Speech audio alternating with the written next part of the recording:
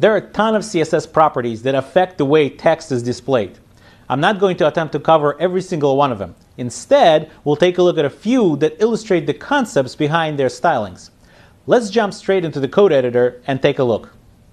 Okay, so I'm in Sublime Text and I'm looking at the file called stylingtextbefore.html. Let me quickly rearrange the screen so you could see the browser and the code editor at the same time. Okay, so the first thing we want to do here is we have a class called style, and we're applying this class to the second paragraph in our HTML file. We have two paragraphs here. The second one is what we're applying this to.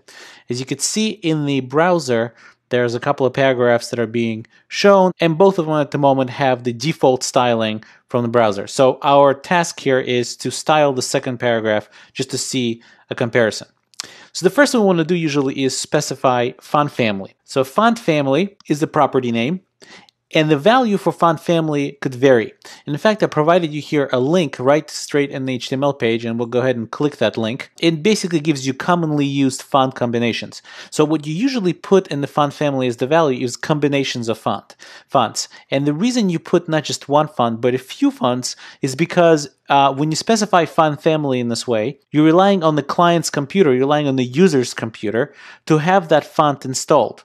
And it's possible that a particular font will not be installed on the user's computer, so you want to provide some options, and at the very least, you want to provide whether you want a serif type of font or a sans serif type of font, because every computer will have some sort of default serif or sans serif font. And just in case you don't know the difference between serif and sans serif, serifs are the fonts that not only have the lines but also have a bit of an embellishment at the end of each line. So as you can see, there's these little squigglies at the end of each line. As opposed to sans serif, they're just very straight lines. Personally, I prefer this particular font combination, so I'll copy it and paste it right here, give it a semicolon, and let's go back. Let's save the file and refresh. And now you see that now we have Arial, most probably, as the font for our paragraph. Next, let's change the color. Now, you've seen me use color multiple times already, but the truth of the matter is, while it's probably okay to use red, green, blue, predefined color names in testing, for real websites, you would want to use a hexadecimal value for a particular color. And whatever color you want to have is something that obviously is up to you.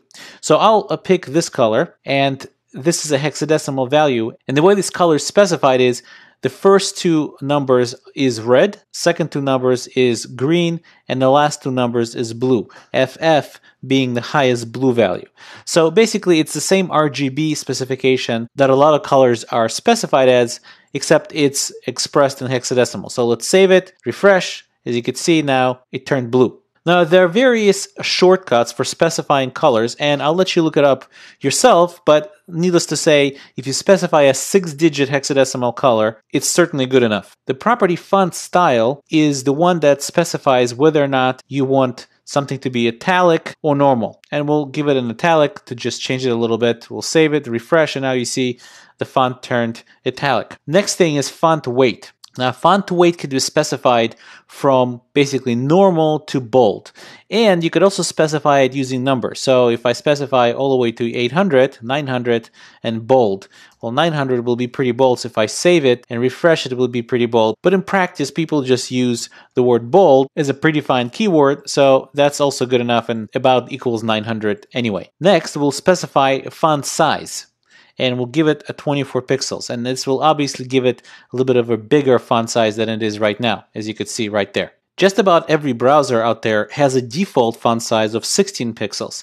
And that should give you an idea as to what an unstyled text would look like. And by unstyled, I mean the one that has the browser default styling applied to it. Now, don't confuse this with points. These are pixels. Points are used in print when you do Microsoft Word or something like that, but not on screen. On screen, you use pixels. Pixels are what's considered absolute unit of measurement for size. However, they do have a bit of a relative component to them. Pixels are relative to the viewing device. For low DPI or low dots per inch devices, 1 pixel is 1 device pixel dot of the display. For printers and high-resolution screens, 1 pixel implies multiple device pixels. Point is, higher DPI devices will give you sharper text because for every pixel that it's drawing, it's actually drawing multiple pixels on the device. With all that said, pixels is still considered an absolute unit of measurement. We'll talk about relative units of measurements as far as font size is concerned in just a little bit. But for this short segment, let me just show you a couple of more text properties that you might want to know about. There's another one called text transform, and it allows you to basically control how your text looks. Capitalize it, lower cases. If I capitalize, for example, save it and refresh, you could see that every word now gets capitalized. But there's more. There's lowercasing. I could have the entire text get lowercased, or I could get the entire text get uppercased. And let's leave it that way. Another useful property is text align. And what it allows you to do, it allows you to either center, right, justify, left the text within its block level element. For this one, let's go ahead and right justify it. Let's refresh, and here you go. We'll continue this lecture with part 2, and we'll speak about relative font sizing.